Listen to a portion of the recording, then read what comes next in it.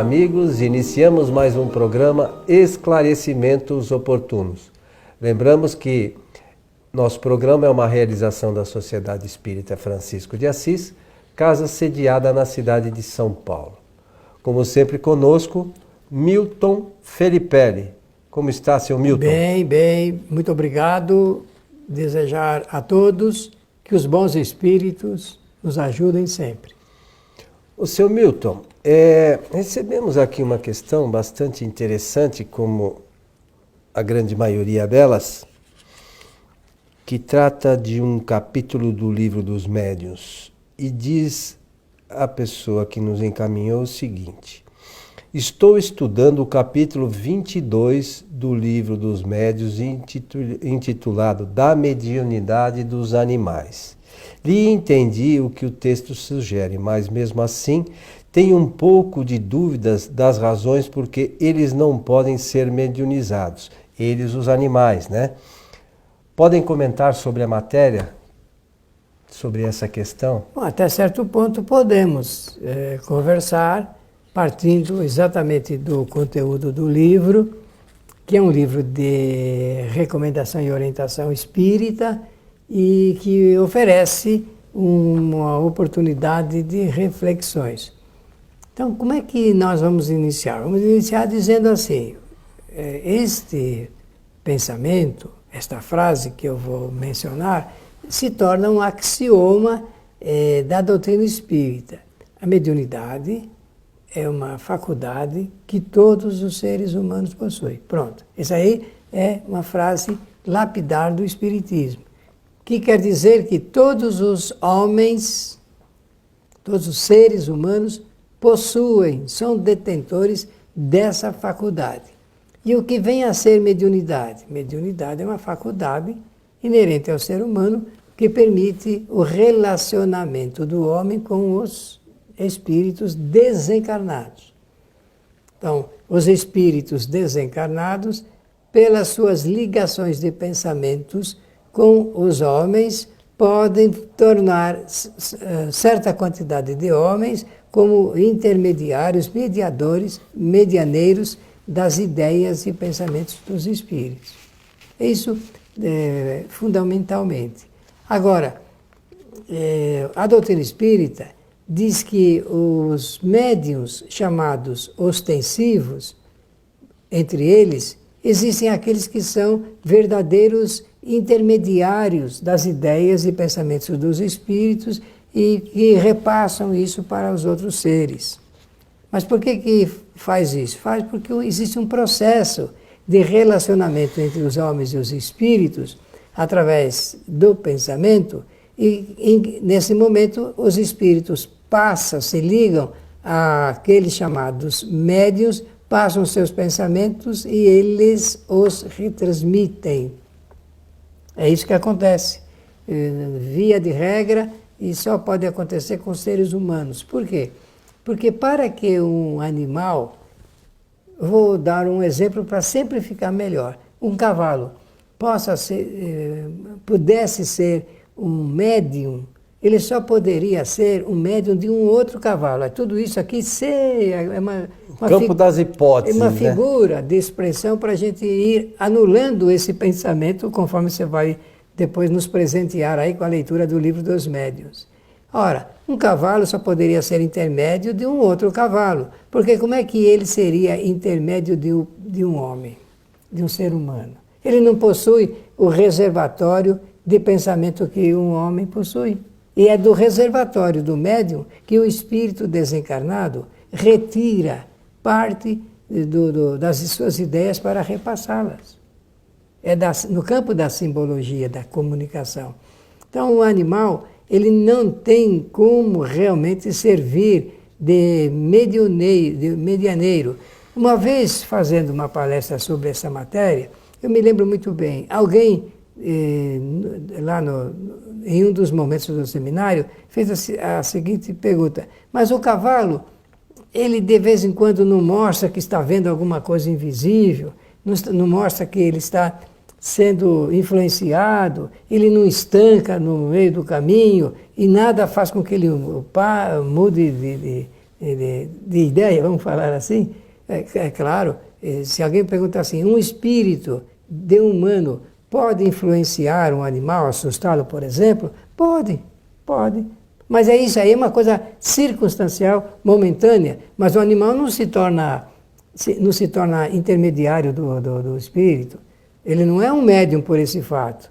Ele é um animal e que ressente de alguma coisa magneticamente que o espírito passou e que desenvolveu um tipo de encenação ali, dele, da parte dele. Mas é a questão de a gente entender o princípio, né?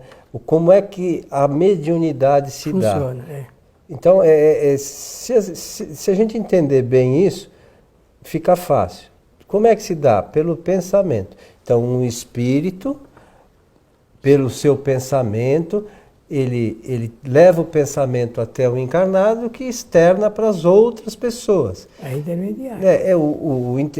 Esse encarnado é somente o intermediário que trouxe a informação desse espírito. É o pensamento. Isso mesmo. É só isso. Como é que a gente vai tentar? Como é que um espírito vai levar um pensamento para um cachorro e ele externar para a gente, por exemplo? Para um cavalo, como você mencionou. Não existe como, e não adianta. Ai, mas o cavalo é tão bonzinho. Tudo bem. O cachorro é tão dócil. Tudo bem. A gente concorda com tudo isso, não tem problema nenhum. Só não dá para o animal ser intermediário. Realmente, e é o que os espíritos passaram para Allan Kardec, não é isso que está aí? É só isso. Então, se a pergunta for assim, eu posso... a questão fala de mediunização, né, da pessoa? Não, mediunidade, aí fala, o texto sugere, mas mesmo assim tem um pouco de dúvidas e razões, porque eles não podem ser mediunizados. Isso, é isso que eu estou falando. Não podem ser, se a palavra é essa, não podem ser porque não são seres compatíveis com a natureza humana. É só isso. Mas eles têm consciência? Tem pensamento? Tem. Fazem reflexões? Sim. Usam o livre-arbítrio? Claro que sim. Tudo isso respeitadas as suas limitações, respeitados os graus da sua evolução. Tem uma série de detalhes que aqui eu poderia falar e que não é o caso de exclusivamente mencionarmos. Se nós pegarmos, já que nós estamos no plano dos cavalos, vamos... Ainda bem que são dos cavalos, não do coelho, né? Isso mesmo, não, mas vamos ficar do cavalo, que é mais fácil. Tudo bem. Se nós apanharmos 10 cavalos da mesma espécie, nós vamos perceber que os 10 reagem, cada um dos 10 reage de maneira diferente no campo das alternativas. O que isso prova muito de que cada um está em um determinado estágio da sua evolução. Então, por isso que nós podemos falar sem receio que os animais, eles até optam. Quando eu falo optam, já estou falando que eles têm escolhas, têm alternativas e vivem em função dessas escolhas e dessas alternativas, dessas opções, porque, limitado, eles fazem um processo de raciocínio que eu entendo, muitas das vezes, e com 1000 desculpas a todos que nos assistem, muitas das vezes é até melhor do que muitos seres no campo das escolhas, porque eles sempre fazem um processo de ajuda mútua. Agora que nós temos aí a rede mundial de computadores, chamada também de internet, a nosso favor, a nossa disposição, nós podemos observar quanta coisa está sendo postada e que prova que o animal ele tem alternativas racionais. Ainda há pouco eu vi, por solicitação da Alzira, minha esposa, um vídeo de uma cachorrinha que foi encontrada em um lugar ermo e que permaneceu nesse lugar, mas todo dia, à mesma hora, ia aguardar a senhora que ia levar comida para ele num saco plástico. E um belo dia, a mulher percebeu que depois de se alimentar, ela apanhou o saco com a boca e, mesmo aberto, foi levando e derrubando para algum lugar. Então, no dia seguinte, a mulher teve a ideia de laçar, assim, de fechar o saco para não deixar a comida cair. E a cachorra pegou e levou. Várias vezes, até que resolveram acompanhar a cachorra para ver o que ela fazia depois daquela comida, se estava guardando o almoço para a janta. Qual não foi a surpresa das pessoas que perceberam que ela ia levar para alimentar outros animais? Alguém quer ter a vontade de me explicar? Isso não é o uso de um princípio racional, de alternativa, de escolha e de sentimento? É o sentimento do quê? Sentimento da fraternidade entre os animais. E eles são campeões disso daí, né? A única questão relacionada a isso também com os animais é que os animais, eles têm esse tipo de atitude, mas depois eles não fazem reflexões. Não, isso aí... Como o espírito, a gente pode depois até observar lá na questão 283, lá das evocações, que tem gente que acha, né, continua achando que há animais no mundo espiritual. E não há animais, porque no mundo espiritual há espíritos que fazem reflexões sobre o que fizeram na Terra e tal. Então é uma outra questão que a gente não pode deixar levar, né, pela emoção. Aí não. Mas a gente tem que racionalmente perceber que existe alguma coisa por trás disso tudo, que respeitadas as limitações e os graus de evolução, existe um ensaio, um exercitamento, até para mais tarde os animais experimentarem novos atos ligados com a relação que existe entre os seres. Na revista espírita, não me lembro qual, mas tem um relato que Kardec sempre põe que teria, né, informações que em Júpiter esses animais eles são mais evoluídos. Continuam sendo animais, estão encarnados, mas ele tem outras aptidões, né, nessa condição desse planeta que, segundo informações dos espíritos, como Kardec também coloca, seria mais evoluído que a Terra. A gente não tem nenhuma comprovação prática de tudo isso, então Kardec, por prudência, sempre coloca nessa circunstância, né? No condicional.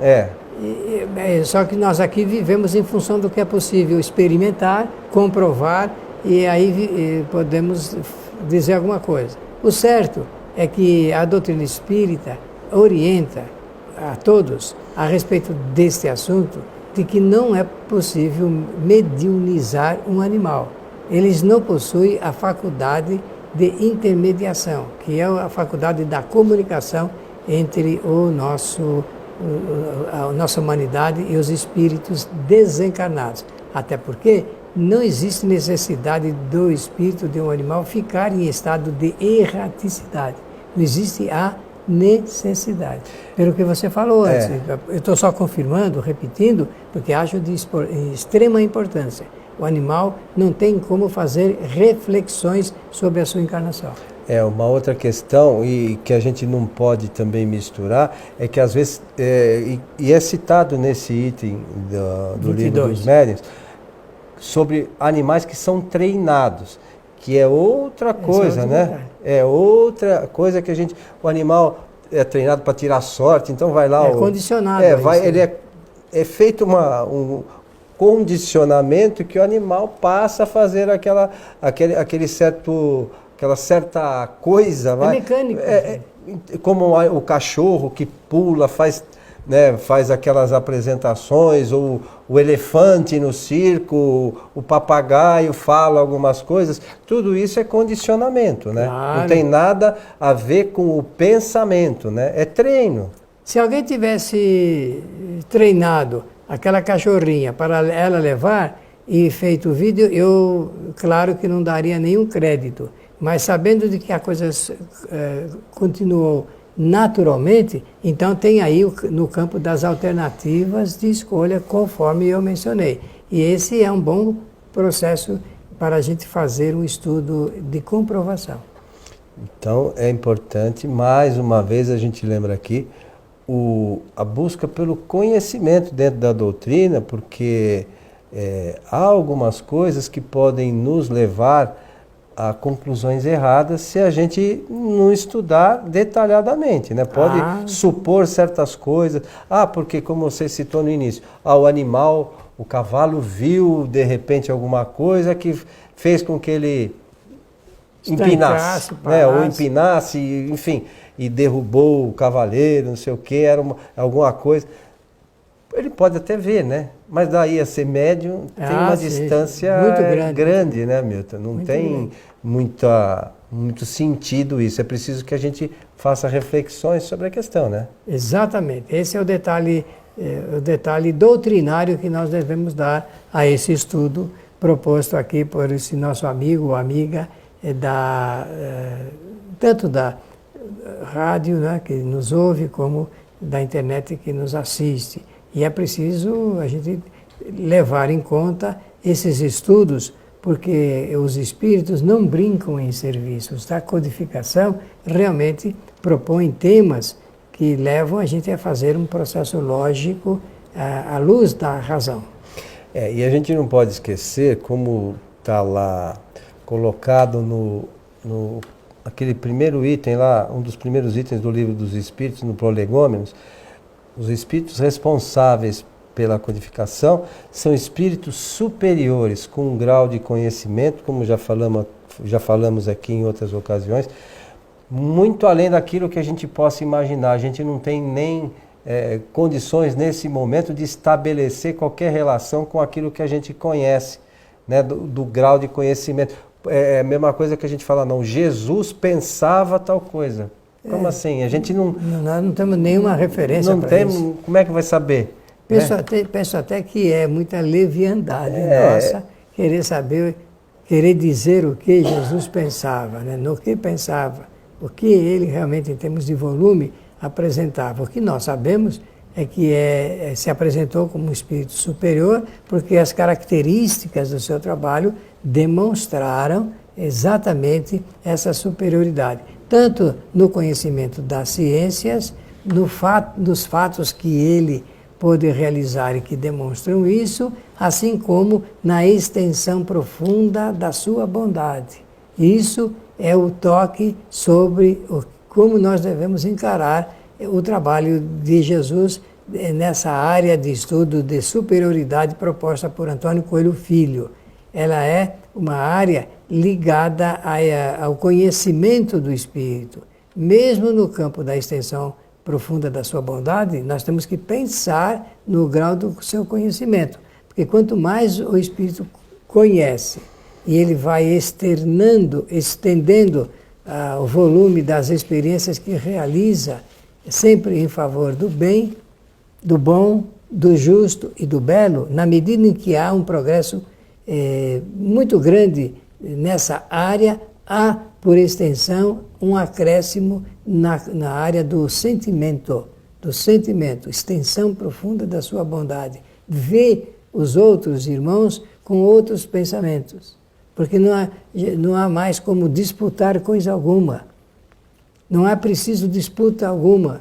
Nós é que fazemos as concorrências, e às vezes muito mal feitas, para que haja uma suplantação de um espírito contra o outro. Mas quando se trata desse assunto ligado no campo da superioridade, os espíritos já estão desenvolvendo pensamentos muito superiores. E eles não disputam, não fazem emulações competitivas. Ao contrário, traduz o seu trabalho pela união de esforços e pela multiplicação das possibilidades, em favor sempre do bem.